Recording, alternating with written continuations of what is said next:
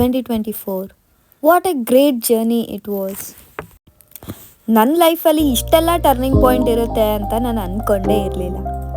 ನಾನು ಇಮ್ಯಾಜಿನ್ ಕೂಡ ಮಾಡ್ಕೊಳ್ದೇ ಇರ್ತಕ್ಕಂಥ ಥಿಂಗ್ಸ್ನೆಲ್ಲ ನಾನು ಈ ಒಂದು ಇಯರಲ್ಲಿ ಮಾಡಿದ್ದೀನಿ. I have been through lots of ups and downs this year. ಒಂದು ಬಿಗ್ ಡಿಸಿಷನ್, ಜರ್ಮನಿಗೆ ಮೂವ್ ಆಗಬೇಕು ಅನ್ನೋ ಒಂದು ಬಿಗ್ ಡಿಸಿಷನ್ನ ತಗೊಂಡೆ.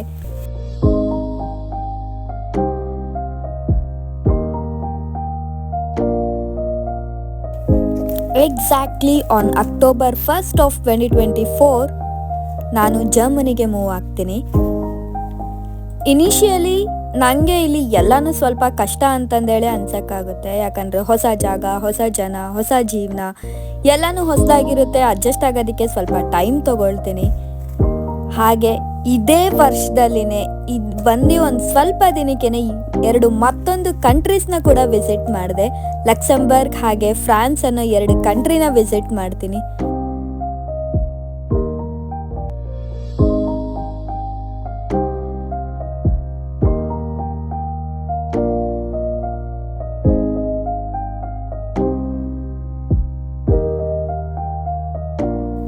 ಅದಾದಮೇಲೆ ಒಂದು ಇಂಡಿಯನ್ ಈವೆಂಟ್ನ ನಾನು ಜರ್ಮನಿನಲ್ಲಿ ಆ್ಯಂಕರಿಂಗ್ ಮಾಡ್ತೀನಿ.